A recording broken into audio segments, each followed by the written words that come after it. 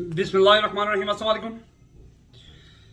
उस्मान डार के बाद जी ताकत वासी का भी इंटरव्यू किसी एक निजी टीवी चैनल का, जिसका कल भी मैंने अपने व्लॉग में जिक्र किया था, वहाँ पे उनका ले लिया गया है।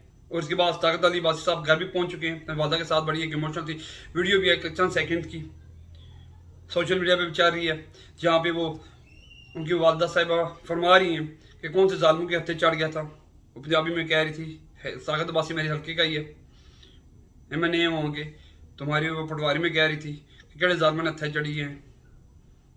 उसके बाद जी जब ये दो इंटरव्यू इन्होंने इस तरह बैक टू बैक नए फॉर्मेट के साथ लोगों को पीटीआई छुड़वा कर और पीटीआई चेयरमैन पर ब्लेम करने की कोशिश की, तो उसके बाद पीटीआई रहनुमाओं ने एक नया तरीका शुरू कर दिया, जिसका जो इब्तदा है वो कल शमीम नकवी साहब ने की थी, फरदौस नसीम नकवी साहब ने, जिनकी कल मैंने वीडियो भी लगाई थी, अपने व्लॉग में जिक्र भी किया था। उसके बाद मुतद्दद जो इतने भी आ रहे हैं पीटीआई के रहनुमा, और चाहे वो टीयर ए के हों, बी के हों या सी के हों, उन्होंने आकर वीडियो बनाकर सोशल मीडिया पर डालनी शुरू कर दी। और ये चल रही थी आपकी वीडियो। साउंड इसकी मैं चलाऊंगा, एक इमाद इनकी मैं चलाता हूँ, ये हमाद अदा साहब की है, इन्होंने की वीडियो आप सुनिएगा। उसके बाद फिर मैं बाकी भी वीडियो आपको सुनाता हूँ, सेम टू सेम ये सुनिएगा जरा। बिस्मिल्लाहिर्रहमानिर्रहीम। मेरा नाम हमाद अजहर है और मैं बावजू हालत में अल्लाह ताला को हाजिर नाजिर जान के ये हल्फ उठाता हूँ कि मेरे सामने इमरान खान ने कभी किसी पुरतशद्दुद एहतजाज की या अमल की ना गुफ्तगू की, ना कोई ऐसा पैगाम दिया, ना कभी किसी को हदायत दी। और मैंने भी कभी किसी पुरतशद्दुद अमल में ना हिस्सा लिया, ना कभी किसी को हदायत दी, ना कभी कोई ऐसी मंसूबाबंदी की, ना पैगाम दिया। और ये सब कुछ मैं अल्लाह ताला को हाजिर नाजिर जान के हल्फ दे रहा हूं। अल्लाह को हाजिर नाजिर जानकर हलफ देता हूँ, ये किसी भी मुसलमान के लिए सबसे बड़ी कसम है। इस्लाम के दायरा से वो बाहर हो जाएगा जब वो इस तरह की अगर झूठी कसमें उठे। काफ़ी बंदे उठाते हैं आज के ज़माने में, आप देखें। उसके अलावा जी ये बाकी जितने भी लीडरान हैं उन्होंने भी ये किया जी। ये पीटीआई के जो रहनुमा जी अली उम्मीद गंडापुर साहब, इन्होंने भी इस तरह की ये वीडियो चला रहा हूँ साथ, इन्होंने भी इसी तरह का एक बयान दिया है। जिस तरह ये मादल साहब ने अल्फाज कहे, इसी तरह के अल्फाज जिन्होंने भी कहे हैं जी, कुछ इसी तरह के। उसके अलावा जी बाकी जितने भी और भी लीडरान हैं उन्होंने भी इस तरह के बयान दिए हैं जी।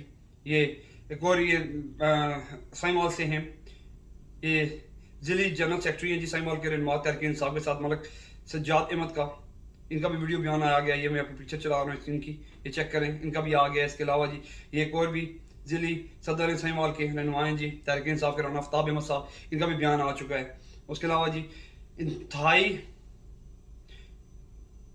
घटिया किस्म के रखते हो रही हैं इसमें पाकिस्तान में, आइन और कानून कहीं पे नजर नहीं आ रहा। जिस तरह के रखते हैं ये पीडीएम के हुकूमत करके गई थी, वही चीजें उसी डगर पे ये निगरान हुकूमत चल रही है।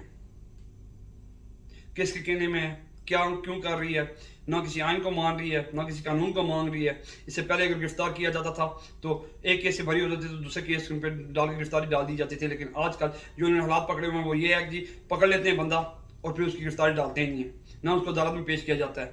और फिर जिस तरह सिंध में उस्मान डार को पकड़ा गया और वहाँ पे कहा गया जी कि इन पे मुख्तलिफ केसेस थे, तो वह अचानक शायद जो एंकर है कमरान, शायद इसके घर से कैसे बरामद हो गया, इसके घर वो कैसे पहुंचा। उस इंटरव्यू में ये सवाल क्यों नहीं हुआ कि पिछले 4 हफ्ते में से आप किधर थे, आपकी वालदा, आपके भाई, आपकी बेगम, बच्चे सारे वीडियो बना के सोशल मीडिया पर डाल रहे थे, आपके गुमशुदगी के केसेस हुए थे, आप किधर थे। इनका ट्रायल होना चाहिए इस बात में भी। इसी तरह ताकत अली वासी साहब भी अचानक आ गए, जाहिर हो गए। इस तरह जी उस्मान डार का जो इंटरव्यू हुआ कमरान शाह के घर, उसमें आजकल सोशल मीडिया पर भी चल रहा है जी कि पीछे एक बावर्दी कोई बंदा शीशे में दिखा रहे हैं कि वो भी सामने बैठा हुआ था मेरे ख्याल में जब ये इंटरव्यू हो रहा था। इसी तरह फर्रुख हबीब साहब के बेटे ने भी एक छोटी सी वीडियो बनाई थी, वो जरा ये सुनिएगा। अभी तक मैं 5-7 सेकंड की वीडियो सुनिएगा।